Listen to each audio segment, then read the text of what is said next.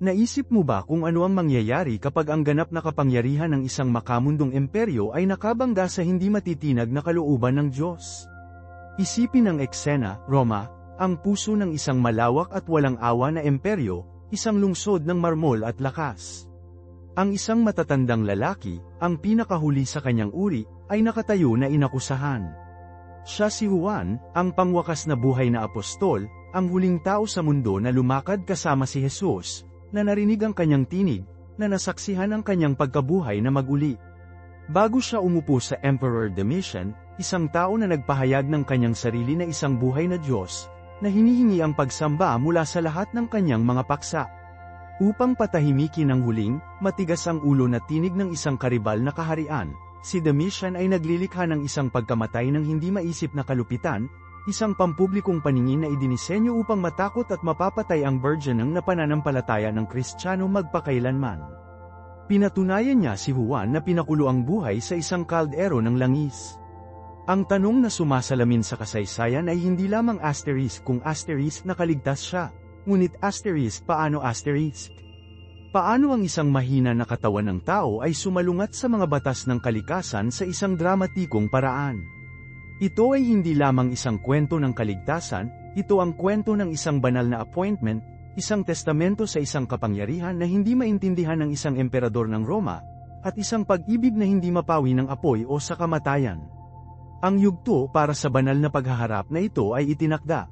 Ang tradisyon ay naganap bago ang isang napakalaking pulutong na malapit sa Latin Gate sa Roma, isang paningin na idinisenyo para sa maximum na epekto.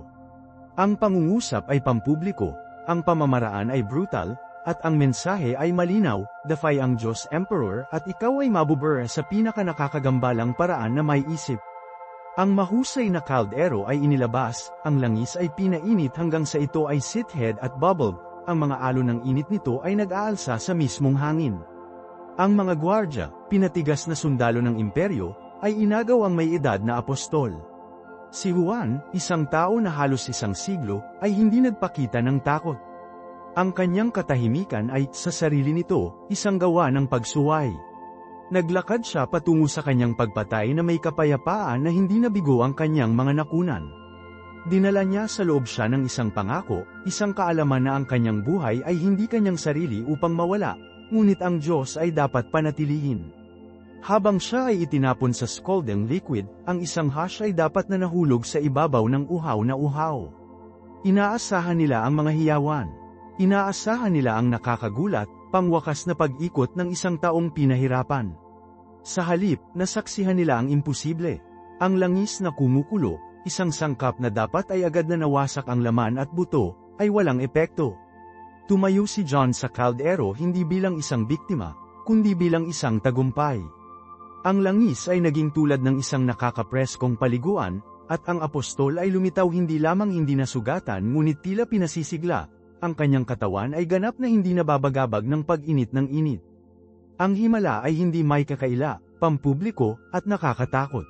Ang lakas na ipinapakita ay hindi Roman, ito ay makalangit. Para kay Emperor Domitian, ito ay isang pagkabigo sa sakuna.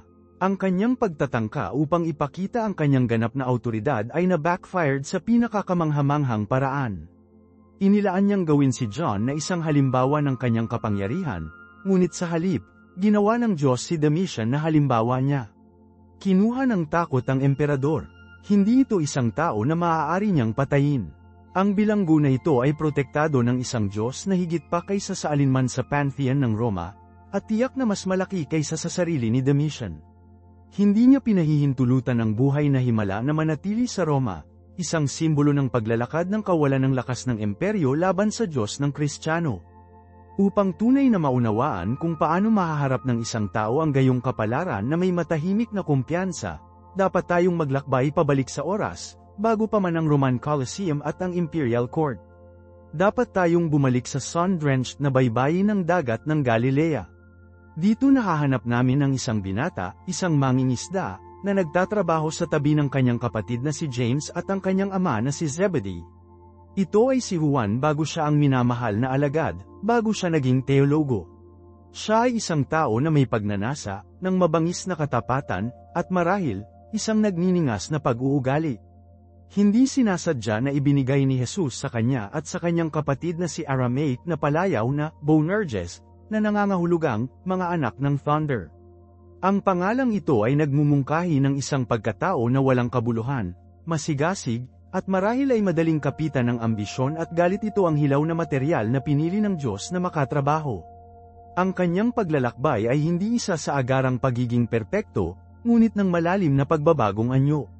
Mula sa umpisa, si John ay bahagi ng isang eksklusibong panloob na bilog. Sa tabi ni Peter at James, siya ay napili ni Jesus upang masaksihan ang mga sandali ng banal na paghahayag na nakatago mula sa iba. Tumayo siya sa bundok ng pagbabagong anyo, na nakikita si Jesus sa kanyang niluwalhati na estado, na nakikipag-usap kina Moises at Elias, isang sulyap sa makalangit na kaharian na isang araw ay ganap na maipahayag sa kanya. Siya ay nasa bahay ni Jairus nang itinaas ni Jesus ang maliit na batang babae mula sa mga patay, isang unang saksi sa kapangyarihan ni Kristo sa kamatayan mismo. Ang kalapitan ni Jesus ay hindi sinasadya, ito ay isang banal na pag-aproba. Hinuhubog ng Diyos ang anak ng kulog sa apostol ng pag-ibig. Tulad ng sinabi ng Diyos sa propetang Jeremiah, bago kita nabuo sa sinapupunan ay kilala kita, bago ka ipinanganak ay hiniwalayin kita. Gayon din ang buhay ni Juan na isang paunang nakaorden na landas ng paghahanda para sa isang natatanging at pangwakas na layunin. At ang nagniningas na kalikasan na ito ay hindi lamang isang kakaibang palayaw, ito ay isang katotohanan na sumabog sa mga sandali ng hilaw, hindi pinong sigasig. Isaalang-alang ang insidente na naitala sa Ebanghelyo ni Lucas. Si Jesus at ang kanyang mga alagad ay naglalakbay patungo sa Jerusalem at hinahangad na dumaan sa isang nayon ng Samaritana. Ngunit ang mga Samaritano, na may hawak na kanilang matagal na puot sa mga Hudyo, ay tumanggi sa kanila na pagpasok. Tinanggihan nila si Jesus. Paano nagreaksyon si John at ang kanyang kapatid na si James? Sa pag-unawa, sa isang plano upang makahanap ng isa pang ruta. Hindi, lumingon sila kay Jesus at tinanong, Panginoon, nais mo bang tawagan natin ang apoy mula sa langit upang sirain sila? Pag-isipan mo yun sandali. Ito ang taong magsusulat sa kalaunan, ang sinumang hindi nagmamahal ay hindi nakakakilala sa Diyos, sapagkat ang Diyos ay pag-ibig. Ito ang apostol na ang mga sulat ay isang symphony sa tema ng pagmamahal sa isa't isa. Ngunit dito, sa sandaling ito nang napansin na insulto sa kanyang Panginoon, ang kanyang unang likas na hilig ay hindi pag-ibig, hindi awa, ngunit banal na pagkalipol. Handa na siyang mag-incinerate ng isang buong nayon. Inihayag nito ang anak ng thunder sa kanyang pinakapangit na forma, mabangis na tapat, madamdamin, ngunit mabilis din sa paghuhusga at may malalim na hindi pagkakaunawaan sa likas na misyon ni Kristo. Nakita niya ang pagtanggi at agad na na-default sa isang pagnanais para sa pagbabalik ng estilo ng lumang tipan, tulad ni Elias sa Mount Carmel. Nakita niya ang kapangyarihan ng Diyos bilang isang sandata na gagamitin laban sa mga kaaway, hindi isang bolsamo na inaalok para sa pagpapagaling sa mundo. Ang tugon ni Jesus ay kaagad at matalim. Sinaway niya sila. Lumingon siya sa kanila at naitama ang marahas, maling kasigasiga na ito.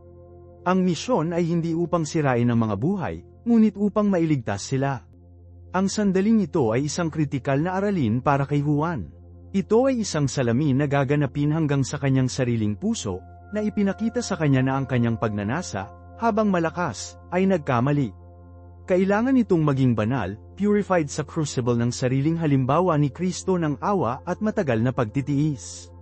Ang apoy na kailangan niyang tawagan ay hindi isa sa literal na pagkawasak, ngunit ang pagpino ng apoy ng banal na espiritu sa kanyang sariling kaluluwa.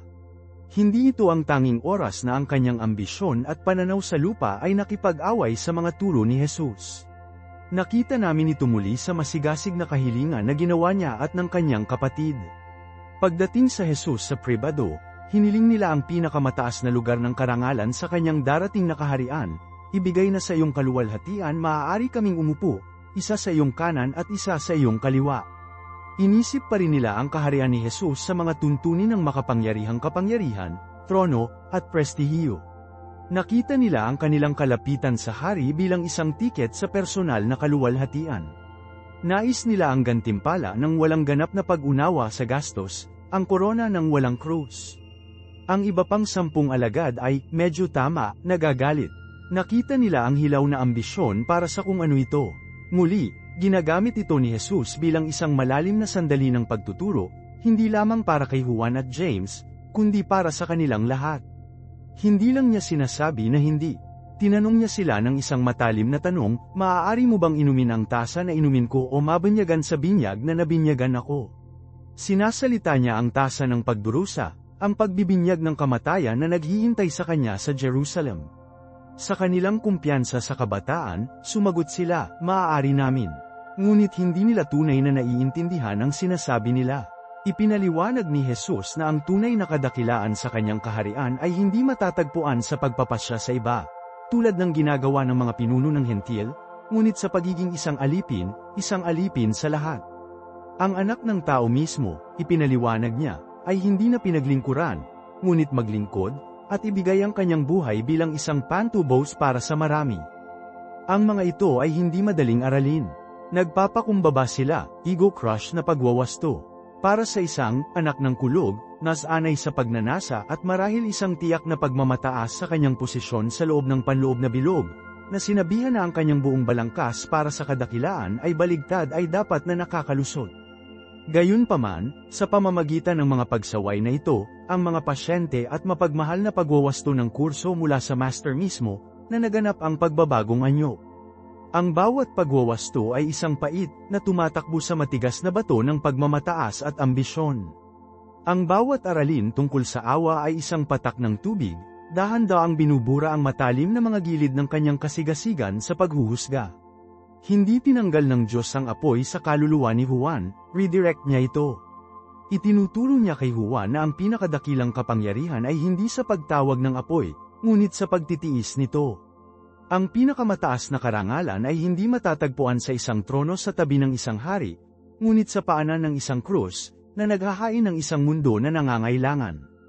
Ang malalim na muling pag-aaral ng kanyang kaluluwa ay ang kinakailangang paghahanda para sa tao na tatayo sa paanan ng mismong krus na iyon nang halos lahat ng iba ay tumakas, ang taong tatanggap ng pangangalaga ng sariling ina ni Jesus, at ang tao na, mga dekada mamaya, ay nahaharap sa isang kaldero ng langis ng kumukulo na hindi may pagnanais para sa paghihiganti, ngunit sa katahimikan at hindi matitinag na pag-ibig ng kanyang tagapagligtas.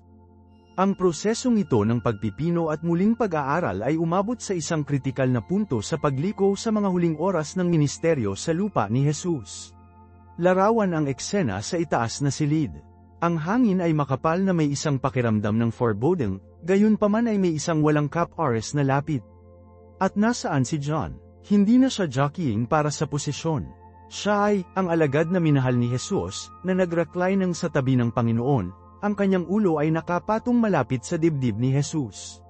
Ang kalapitan na ito ay hindi na tungkol sa katayuan, tungkol ito sa relasyon. Ito ay tungkol sa isang malalim, personal na pagmamahal. Ang anak ng thunder ay natutong makinig sa tibok ng puso ng Diyos. Sa sagradong puwang na ito, binigyan sila ni Jesus ng aralin na tukuyin ang nalalabi sa buhay at ministeryo ni Juan, isang bagong utos na ibinibigay ko sa iyo, pag-ibig sa isa't isa. Tulad ng minahal kita, kaya dapat kang magmahal ng isa't isa. Para sa taong nais na mapupukaw ang isang nayon na hindi tinatanggap ang mga ito, ang utos na ito ay dapat na sumasalamin sa malalim, nakakumbinsi na kapangyarihan. Ang pamantayan para sa pag-ibig ay hindi na abstract, ito ang tao sa tabi niya. At pagkatapos ay darating ang pangwakas na aralin sa bagay sa pagpapakumbaba, isang kilos na napakaganda nito ay masira ang anumang natitirang mga vestiges ng kanilang paghahanap para sa mga trono at kaluwalhatian.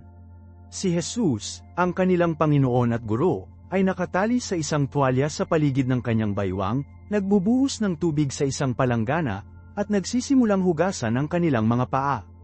Isipin ang pagkabigla, isipin ang tubig, ang pakiramdam ng magaspang na tuwalya, ang paningin ng tagalikha ng universo na nakaluhod sa maruming sahig. Para kay Juan, nakamakailan lamang ay naisip ang kanyang sarili sa isang trono sa kanang kamay ni Jesus, ang kilos na ito ay magiging isang kumpleto at kabuuang muling pagkalkula ng katotohanan. Ito ang hitsura ng kadakilaan.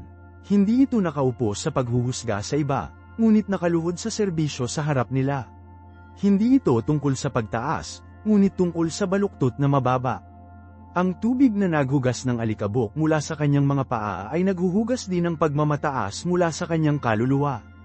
Ito ang tunay na landas sa kaluwalhatian, ang totoong kahulugan ng kaharian. Ang lahat ng mga verbal na aralin ay biglang naging nasa salat, hindi malilimutan, sa tahimik, mapagpakumbabang kilos ng isang Panginoon na naghuhugas ng mga paa ng kanyang alagad. Gayunpaman, kahit na matapos ang napakalalim na gabi, ang dating kahinaan ng tao ay nanatili. Sa hardin ng Gethsemane, nang tinanong ni Jesus ang kanyang panloob na bilog si Peter, James, at John upang manood at manalangin kasama siya sa kanyang oras ng paghihirap, nakatulog sila. Ang parehong mga kalalakihan na nakakita ng pagbabagong anyo, ang parehong Juan na nakasandal lamang sa dibdib ni Jesus, ay hindi maaaring manatiling gising. Ang kanilang tiwala na deklarasyon, maaari naming uminom ng tasa, nakilala ang mahirap na katotohanan ng kanilang sariling pisikal at espiritual na kahinaan.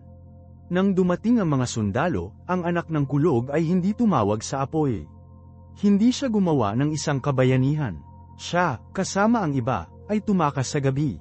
Ang kanyang pagnanasa, ang kanyang sigasig, ang kanyang katapatan lahat ito ay sumangga sa isang sandali ng manipis na takot. Ito ay isang sandali ng malalim na pagkabigo, isang kinakailangang pagpapakumbaba na nagpatunay sa kanyang lakas ay hindi nagmula sa kanyang sariling nagniningas na kalikasan, ngunit mula sa kanyang koneksyon hanggang sa puno ng ubas. At ito ang gumagawa ng susunod na mangyayari. Dahil pagkatapos ng pagkabigo, pagkatapos tumakbo palayo, bumalik si John. Habang tinatanggihan ni Peter si Kristo mula sa malayo at ang iba ay nakakalat sa takot, nahanap ni John ang kanyang daan patungo sa paanan ng krus. Siya lang ang isa sa 12 na naitala na nandoon. Ano ang nagbalik sa kanya? Marahil ito ay ang memorya ng itaas na silid. Marahil ang bagong utos na mahalin, tulad ng mahal ni Kristo, pinilit siyang manatili sa kanyang kaibigan sa mapait na pagtatapos. Hindi niya kayang labanan si Jesus, hindi niya ito mailigtas, ngunit mahalin niya siya. Maaari siyang maging naruroon, at sa sandaling yun ng panghuli kadiliman at kawalan ng pag-asa, ang pagbabagong anyo ay selyadong. Nakatayo sa ilalim ng krus, pinapanood ang kanyang Panginoon na nagdurusa, natanggap ni Juan ang kanyang pangwakas, pinakasagradong komisyon. Tumingin si Jesus, nakikita ang kanyang ina, at nakita ang alagad na gusto niyang tumayo sa tabi niya. Sinabi niya kay Maria, "Babae, narito ang iyong anak," at kay John, "Narito ang iyong ina." Sa sandaling yun, ipinagkatiwala ni Jesus ang pinakamahalagang tao sa kanyang buhay sa lupa sa pangangalaga ni Juan ang anak na lalaki ng kulog. Ang mapaghangad na binata na humingi ng trono, ay hindi binibigyan ng isang korona ng kaluwalhatian, ngunit isang sagradong tungkulin ng pangangalaga. Siya ay ginawang anak na lalaki sa isang pusong ina. Ang kanyang apoy ay ganap na muling na-repurposed hindi para sa paghuhusga o para sa kapangyarihan, ngunit para sa protection, tapat, matatag na pag-ibig. Gugugol niya ang natitirang bahagi ng kanyang buhay na tinutupad ang pangakong yun, na nagpapakita na ang pinakadakilang karangalan sa kaharian ay hindi upang mamuno, ngunit ang pag-ibig at paglilingkod sa mga mahal ng hari. Ang bagong pagkakakilanlan na ito, na napunta sa anino ng krus, ay agad na sinubukan sa pagsubok sa disoryenting madaling araw ng ikatlong araw. Ang balita mula kay Mary Magdalene na ang libingan ay walang laman ay nagpapadala ng mga alagad sa isang gulat. At ang susunod na mangyayari ay napakaganda, kaya makatao, naglalarawan ng mga kalalakihan na kasangkot. Tumakbo sina Peter at John. Halos maramdaman mo ang galit na enerhiya, ang mga baywang paa sa maalikabok na landas patungo sa libingan ng hardin. Ang ebanghelyo, na isinulat ni John mismo, ay nagtatala ng isang simpleng katotohanan, ang iba pang alagad na si Outran Peter at naabot muna ang libingan. Sa ibabaw, ito ay isang detalye ng kabataan at bilis. Ngunit naniniwala ako na higit pa. Si Juan ay hinihimok hindi lamang sa pamamagitan ng mga nakababatang mga binti, ngunit sa pamamagitan ng isang puso na desperado para sa pag-asa, isang pag-ibig na hindi makakaisip ng isa pang paglabag, isa pang pagkawala.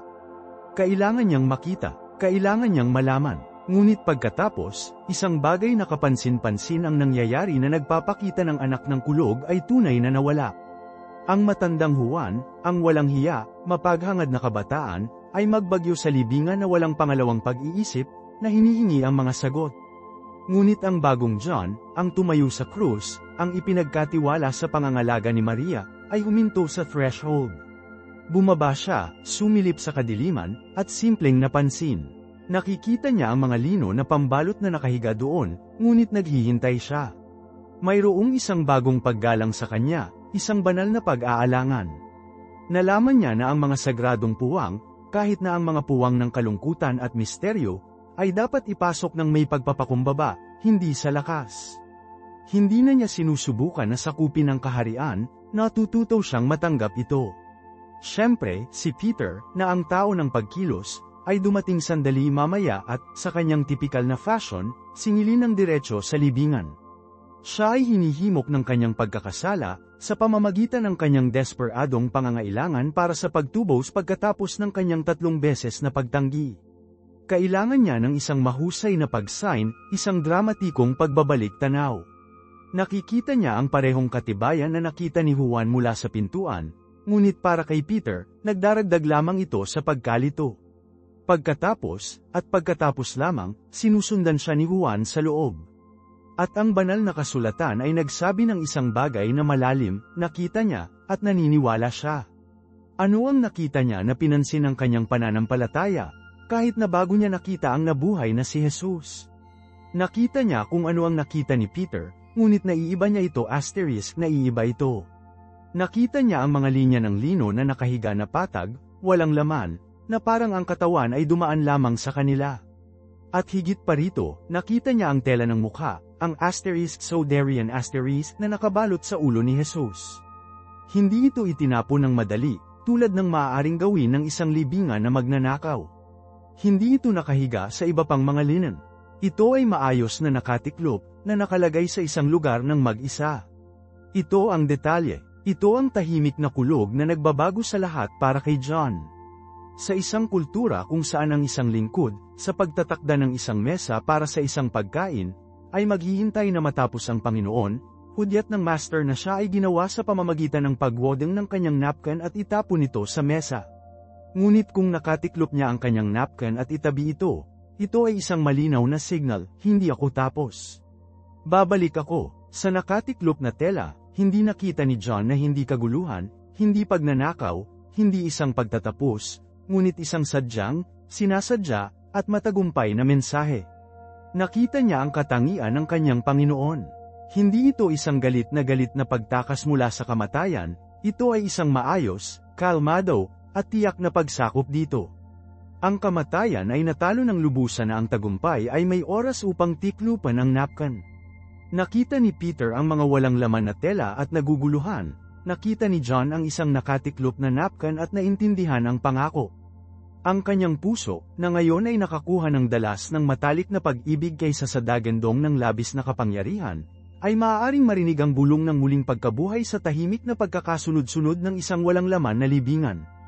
Naniniwala siya hindi dahil sa isang pagpapakita ng sunog na langit, ngunit dahil sa isang kilos ng banal na hangarin. Ito ang bagong wika na natutunan niya sa paanan ng krus na ang pinakadakilang kapangyarihan ng Diyos ay madalas na ipinahayag sa kanyang pinakapersonal, banayad, at mapagmahal na mga detalye. Ito ang mahusay na pagkakaiba-iba sa espiritual na landas, ang tinidor sa kalsada ng pananampalataya. Ito ang pagkakaiba sa pagitan ng pag-alam tungkol sa Diyos at simpleng alam Diyos. Marami nang alam si Pedro tungkol kay Jesus. Alam niya ang mga hula, alam niya ang mga turo, nasaksihan niya ang mga himala. Ang kanyang isip ay puno ng mga puntos ng data, ngunit ang kanyang puso ay puno ng ang static ng kanyang sariling kabiguan, ang kanyang sariling mga inaasahan, ang kanyang sariling ideya kung ano ang dapat na gawin ng isang Mesiyas at kung ano ang dapat gawin ng isang tagasunod. Tumakbo siya sa libingan na naghahanap ng isang punto ng data na aayusin ang kanyang nasirang equation.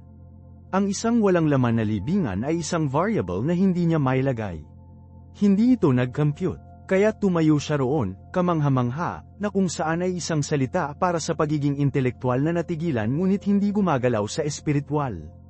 Si John, sa kabilang banda, ay tumakbo sa libingan na huwag malutas ang isang palaisipan, ngunit upang makahanap ng isang tao. Ang kanyang pakikipagsapalaran ay hindi intelektual, ito ay relational. Ang krus ay hindi naging problema sa teolohiko para sa kanya upang malutas, ito ay ang lugar kung saan napanood niya ang kanyang pinakamamahal na kaibigan na namatay. Wala siya doon upang pag-aralan ang katibayan ng muling pagkabuhay, Nandoon siya upang magdalamhati sa kawalan ng kanyang Panginoon. At dahil ang kanyang puso ay lubos na nakatuon sa tao ni Jesus, makikilala niya ang kanyang pirma, ang kanyang personal na ugnay, sa pinakamaliit na mga detalye. Hindi siya naghahanap ng patunay ng isang doktrina, naghahanap siya ng isang tanda ng kanyang kaibigan. At natagpuan niya ito. Ang nakatiklop na napkin ay tulad ng isang pribadong tala na naiwan sa unan, isang kilos na ang kahulugan ay tunay na nauunawaan ng isang taong nakakaalam ng nagpadala. Sinabi nito, lahat ay okay. Ako na palagi kong naging. Ang order at kapayapaan na alam mo sa akin ay hindi nasakop ng kaguluhan ng mundo. Babalik ako para sa iyo. Lahat tayo ay may mga walang laman na libingan, hindi ba? Ang mga lugar sa ating buhay kung saan ang isang bagay na minamahal natin, isang relasyon, isang karera, isang panaginip, isang pakiramdam ng seguridad ay namatay at kinuha. At nakatayo kami sa harap nila, nalilito at nagdadalamhati. Ang aming unang likas na hilig ay madalas na Petrine. Nagmamadali kami, hinihingi ang mga sagot. Naghahanap kami ng isang mahusay na pag-sign, isang lindol, isang tinig mula sa langit na magpapaliwanag ng pagkawala at ibalik ang aming katiyakan. Nais naming magpakita ang Diyos ng isang celestial spreadsheet na nagbibigay katwiran sa sakit at nagpapatunay na siya ay nasa kontrol pa rin. Kami ay sumisiksik sa pamamagitan ng katibayan ng ating buhay, ang mga lino na pambalot ng ating mga nakaraang tagumpay at pagkabigo, at mas naguguluhan lamang tayo. Nakikita namin ang kawalan ng laman, at kinukumpirma nito ang aming takot na nawala ang lahat. Ngunit inaanyayahan tayo ng landas ng Johanan na gumawa ng ibang bagay. Inaanyayahan tayo na mag-pause sa threshold, upang patahimikin ang panik na tinig ng ating sariling pagkakasala at takot, at upang tumingin lamang sa mga mata ng pag-ibig. Hinihiling nito sa amin na itigil ang paghahanap para sa malaking paliwanag at sa halip na hanapin ang maliit, nakatiklop na napkin. Upang hanapin ang tahimik, sinasadyang pagsay ng karakter ng Diyos sa gitna ng gulo. Ano ang hitsura nito sa atin? Maaaring ito ang hindi inaasahang kabaitan ng isang estranghero sa pinakamasamang araw ng iyong buhay. Maaaring ito ay isang biglaang, hindi maipaliwanag na kapayapaan na tumatakbo sa iyong puso sa gitna ng isang walang tulog na gabi. Maaaring itong maging isang linya ng banal na kasulatan na nabasa mo ng 100 beses na biglang nag-aapoy sa personal na kahulugan. Ito ang kaibigan na tumawag sa eksaktong sandali na kailangan mo sila, hindi sa mga sagot, ngunit may pagkakaroon lamang. Hindi ito mga coincidences. Ang mga ito ay nakatiklop na mga napkin. Ang mga ito ay tahimik, sinasadyang mga signal mula sa guro, na iwan sa libingan ng aming kawalan ng pag-asa, na sinasabi, hindi ito ang wakas.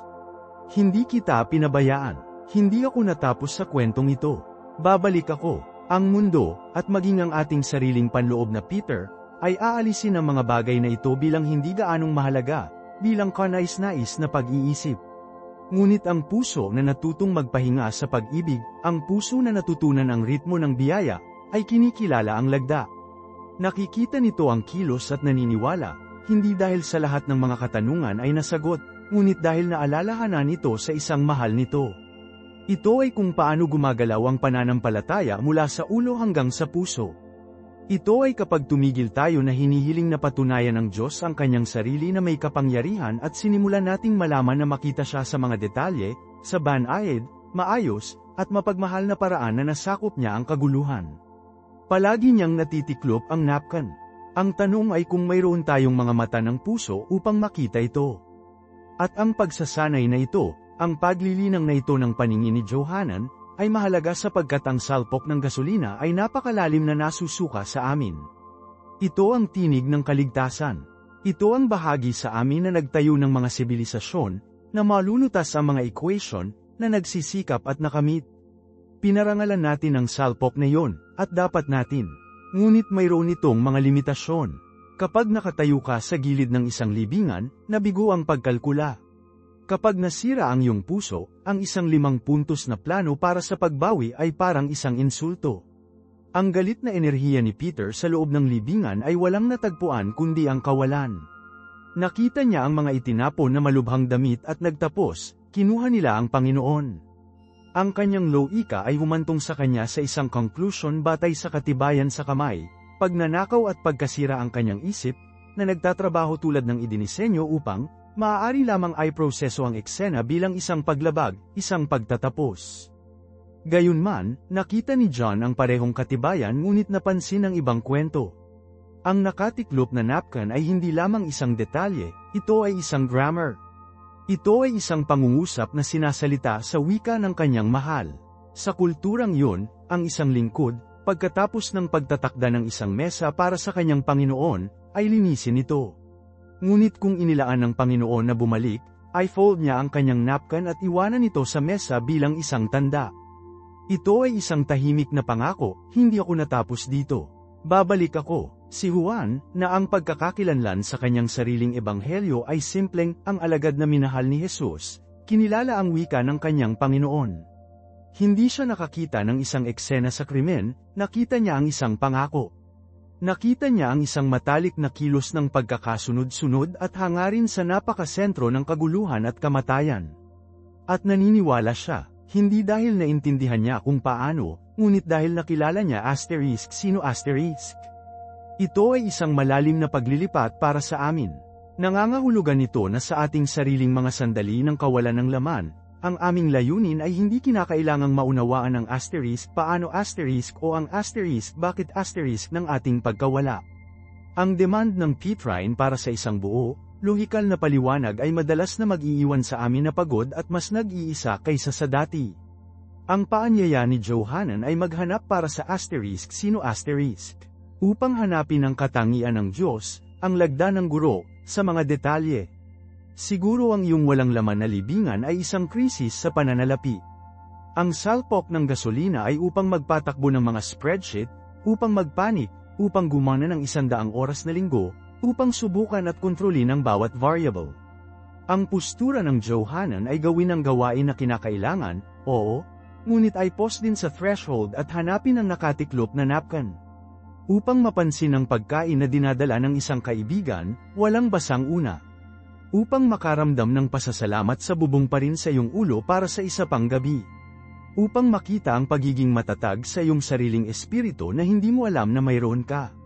Ang mga ito ay hindi lamang sentimental platitude, ang mga ito ay katibayan ng isang mas malalim na katotohanan.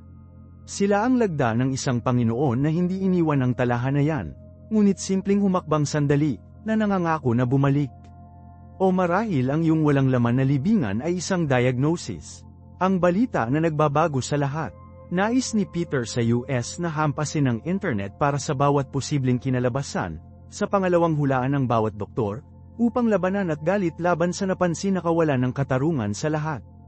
At ang laban na yun ay may bisa, ito ay tao. Ngunit ang puso ng Johanan, kahit na sa gitna ng takot na yun, ay maaaring yumuko at makita ang nakatiklop na napkin. Ito ang nurse na humahawak sa iyong kamay ng tunay na pakikiramay. Ito ang nakakagulat na kagandahan ng isang pagsikat ng araw sa umaga ng isang mahirap na paggamot. Ito ang biglaang memorya ng isang nakaraang pagsubok na napagtagumpayan mo, isang paalala ng iyong sariling lakas. Ang mga detalyeng ito ay hindi nagpapabeya sa sakit. Ang nakatiklop na napkin ay hindi tinanggal ang kakilakilabot ng pagpapako sa krus. Ngunit binabawas nito ang salaysay. Iminumungkahi nito na ang kaguluhan ay hindi ang pangwakas na salita. Ito ay nagbubulong na mayroong isang order, isang layunin, isang mapagmahal na hangarin na nasa trabaho pa rin, kahit na ito ay nakatago mula sa aming galit, lohikal na paningin. Sinasabi sa amin na ang libingan ay hindi isang bilangguan, ngunit isang daanan. Ang paraan ng nakikita ni Johanan na ito ay hindi isang anyo ng pagtanggi. Hindi ito nagpapanggap na ang libingan ay hindi walang laman, o na ang pagkawala ay hindi nagwawasak. Naramdaman pa rin ni Juan ang kawalan ni Jesus. Ang kalungkutan ay isang pisikal na timbang. Ngunit pinayagan siya ng kanyang pananampalataya na makita ang dalawang katotohanan ng sabay-sabay, ang katotohanan ng kawalan, at ang katotohanan ng pangako. Hawak niya ang katotohanan ng sakit sa isang kamay at ang katibayan ng karakter ng Diyos sa kabilang. Ito ang espiritual na kapanahunan na inanyayahan tayo, upang makatayo sa pagkawasak ng ating buhay, upang kilalanin ang buong saklaw ng pinsala, at mayroon pa ring tahimik na kailanawan upang makita ang nakatiklop na napkin. Isaalang-alang ang walang laman na libingan ng isang sirang relasyon. Ang isang kasal na nagtatapos, isang pagkakaibigan na balik, isang bata na lumalakad palayo. Ang salpok ng gasolina ay upang magmadali sa libingan at makita lamang ang kaguluhan. Nakikita namin ang mga itinapon na malubhang damit ng mga nakabahaging alaala, ngayon ay masakit na paalala. Kami ay frantically maghanap para sa mga pahiwatig, para sa isang bagay na sinabi o mali, para sa isang lohikal na kadahilanan na maaaring ipaliwanag ang hindi maipaliwanag na sakit ng pag-abandona. Kami ay nagiging mga detektibo ng aming sariling kalungkutan, pag-replay ng mga pag-uusap, pagturo ng mga daliri, sinusubukan na magkasama ang isang salaysay ng sisihin dahil ang isang salaysay ng sisihin kahit papaano ay may pakiramdam na mayroon tayong kontrol. Ngunit ang puso ng Johanan ay lumuhod sa pasukan. Umiiyak ito, kinikilala nito ang katapusan ng saradong pintuan. Ngunit pagkatapos, hahanapin ang lagda ng guro. At ano ang nahanap nito? Marahil ang nakatiklop na napkin ay ang masigasig na kaalaman sa sarili na nagmula sa pagtatapos ng relasyon. Ito ang biglaang, malalim na pag-unawa sa iyong sariling pagiging matatag. Ito ay ang pakikiramay na mayroon ka ngayon para sa iba sa katulad na sakit, isang pakikiramay na hindi mo maaaring malaman kung hindi man. Ang pagsasakatuparan na ang iyong kakayahan sa pag-ibig ay hindi nawasak, ngunit marahil ay napalalim pa sa pagsira. Ang nakatiklop na napkin ay ang tahimik na bulong na nagsasabing, ang talahanayan na ito ay na-clear, ngunit ang kapistahan ay hindi natapos. Naghahanda ako ng isang bagong lugar para sa iyo. O mag-isip tungkol sa libingan ng isang propesyonal na pagkabigo. Ang negosyo na ibinuhos mo ang iyong buhay sa mga pagbagsak. Ang landas ng karera na akala mo ay ang iyong kapalaran ay tumama sa isang patay na pagtatapos. Ang pangarap na inayos mo ang iyong buong pagkakakilanlan sa paligid ay natutunaw. Tumakbo si Peter, nakikita lamang ang gulo. Ang utang, ang kahihiyan, ang nasayang na taon, ang brutal na paghuhusga sa mundo. Nakikita niya ang kanyang sariling kabiguan bilang ang tanging bagay na naiwan sa libingan. Nakikita niya ang mga malubhang damit ng kanyang dating pagkakakilanlan at naniniwala na ang lahat ng dati niya. Ngunit huminto si John. Mukha niyang lumipas ang malinaw na pagkawasak. Nakita niya ang nakatiklop na napkin. Ano ito? Ito ang integridad na isinagawa mo ang iyong sarili, kahit na ang mga bagay ay nahihiwalay. Ito ang katapatan ng isang kasamahan na tumatawag pa rin upang mag-check-in sa iyo. Ito ay ang hindi inaasahang kalayaan na nanggagaling na hindi na kailangang dalhin ang bigat ng tiyak na ambisyon na iyon. Isang kalayaan na nakakatakot ngunit puno din ng posibilidad. Ito ay ang tahimik, maayos na pag-sign na kumpleto ang tiyak na gawain ito. Hindi isang pagkabigo, ngunit kumpleto. Natapos ng master ang kursong ito at nakatiklop ang napkin, na nag-sign na hindi siya tapos sa iyo. Inilipat ka lang niya sa ibang bahagi ng piging. Hindi ito madali. Ang paglilinang ng isang puso ng Johanan sa isang mundo ng gasolina ay isang pang-araw-araw na gawa ng paghihimagsik. Ang aming kultura ay sumisigaw sa amin upang maging Peter. Upang kumilos, upang ayusin, pag-aralan, upang makontrol, upang humiling ng mga sagot. Ang maging abala ay maging mahalaga. Upang magkaroon ng 5 taong plano ay maging responsable.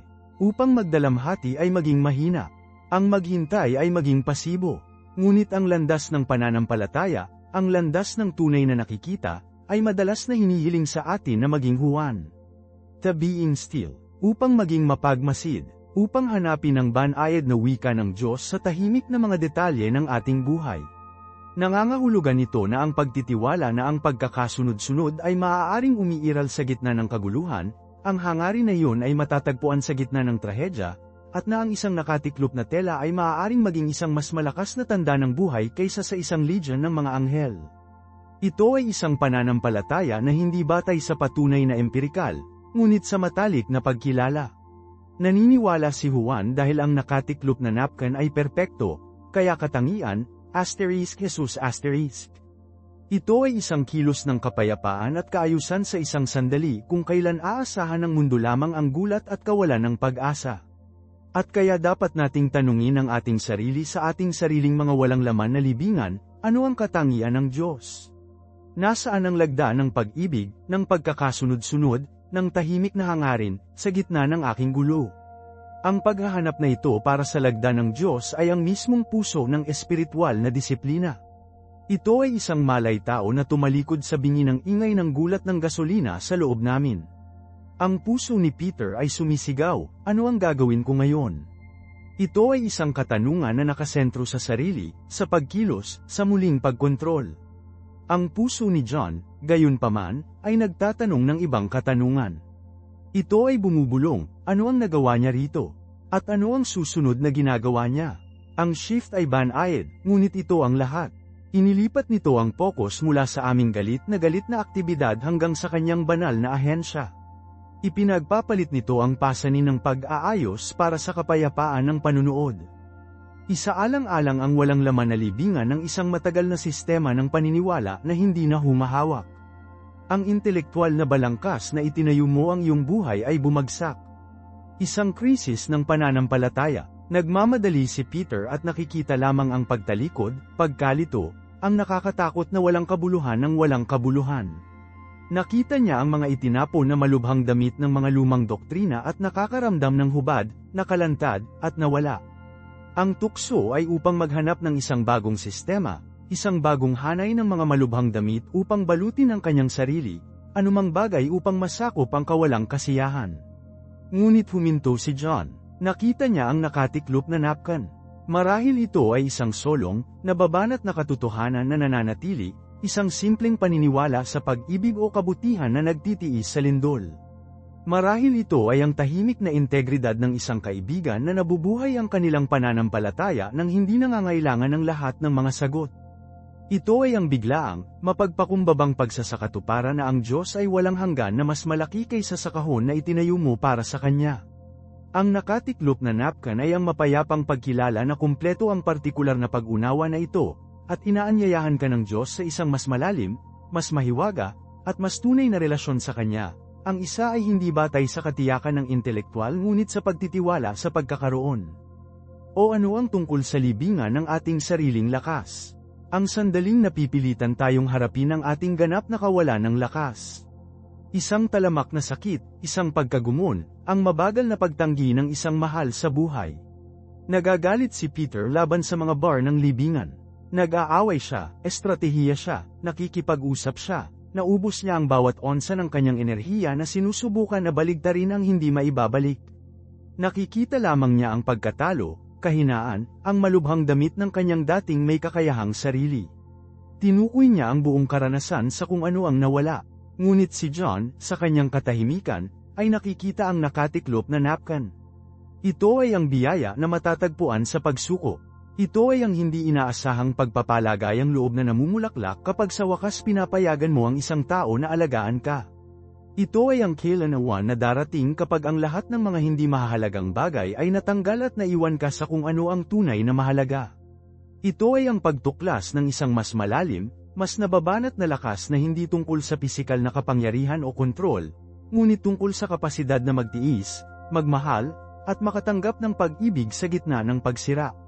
Ang nakatiklop na napkan ay ang tahimik na pagsay na natapos ng Panginoon sa ilusyon ng iyong pagiging sapat sa sarili, at handa na ngayong turuan ka ng malalim na kapangyarihan na matatagpuan sa Kanya at sa iba pa. Ito ang dahilan kung bakit hindi mapag-aalinlanganan ang pakikipag-ugnay sa Master kung nais nating linangin ang isang puso ng Johanan. Alam ni Juan si Jesus. Sumandal siya sa dibdib niya. Narinig niya ang ritmo ng kanyang puso. Alam niya ang kanyang mga pamamaraan, ang paraan ng paglipat niya, ang paraan na nagdala siya ng kautusan sa kaguluhan ng isang tahimik na salita o isang banayad na ugnay.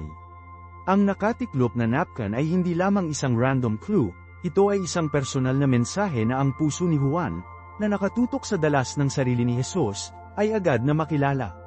Kung wala ang lapit na yun, ang napkan ay isang piraso lamang ng tela. Ang mga detalye ay mga detalye lamang. Ang kaguluhan ay kaguluhan lamang. Ngunit sa lapit, ang mga detalye ay naging isang wika. Ang mga tahimik na sandali ay nagiging pag-uusap.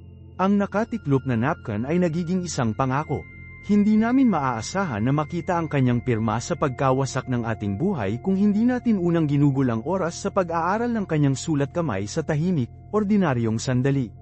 Nalaman natin ang kanyang sulat kamay sa pamamagitan ng pagbabasa ng kanyang mga salita, ngunit higit pa sa pamamagitan ng pag-upo sa katahimikan kasama niya, sa pamamagitan ng paglalakad sa aming mga araw na may isang palaging, Mababang antas ng kamalayan ng kanyang presensya, sa pamamagitan ng pagsasanay ng pasasalamat, sa pamamagitan ng pakikinig ng higit pa kaysa sa ating pagsasalita.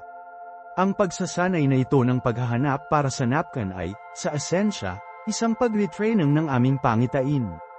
Ito ay tulad ng isang artist na natututo upang makita hindi lamang ang mga bagay sa isang silid, ngunit ang negatibong puwang sa pagitan nila, ang paraan ng pagbagsak ng ilaw, ang banayad na pagbabago ay kulay. Sa una, mahirap. Ang aming mga mata ay iginuhit sa malaki, dramatiko, mga bagay na petrino, ang walang laman na puwang, ang mga itinapon na damit, ang manipis na katotohanan ng kawalan. Kailangan nating piliin na hanapin ang mas maliit, mas tahimik na pagsay ng hangarin. Kailangan nating tanungin, nasaan ang isa, maliit na punto ng hindi maipaliwanag na kapayapaan sa bagyo na ito? Nasaan ang sandali ng hindi natukoy na biyaya? Nasaan ang nakakagulat na pattern sa maliwanag na randomness na ito? Isipin ng magulang na ang anak ay naligaw, sinira ang kanilang puso. Nakakalat ang libingan. Nakita lamang ni Peter ang paghihimagsik, ang sirang komunikasyon, ang takot para sa kanilang hinaharap. Ang mga malubhang damit ay ang mga alaala ng isang matamis na bata na ngayon ay tila nawala ng tuluyan. At ang kalungkutan ay labis. Ngunit si Juan, kahit na sa pamamagitan ng luha, ay maaaring maghanap para sa nakatiklop na napkin. Marahil ito ay isang maikling text message mula sa bata sa isang holiday, isang maliit na tanda na sila ay konektado pa rin, gayunpaman ng walang tigil. Marahil ito ang lakas na natuklasan ng magulang sa isang grupo ng suporta kasama ang ibang mga magulang na naglalakad ng isang katulad na landas. Marahil ito ay ang malalim, masakit, ngunit sa huli ay pinalaya ang pagpapalaya ng kontrol, ipinagkatiwala ang kanilang anak sa isang pag-ibig na mas malaki kaysa sa kanilang sarili. Ang nakatiklop na napkin ay hindi isang mahiwagang solusyon. Hindi nito tinanggal ang sakit. Ngunit ito ay ang lagda ng Diyos na bumubulong, narito pa rin ako. Ang kwentong ito ay hindi natapos.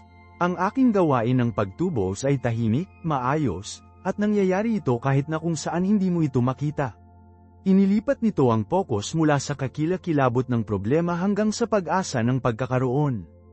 Kaya't iiwan kita nito upang pag-isipan, at inaasahan kong ibabahagi mo ang iyong sagot sa mga komento sa ibaba, sa gitna ng anuman ang walang laman na libingan, na maaari mong harapin, ano ang isang nakatiklop na napkin, na iyon tahimik, hindi maipaliwanag na lagda ng pag-asa na maaari mong ituro.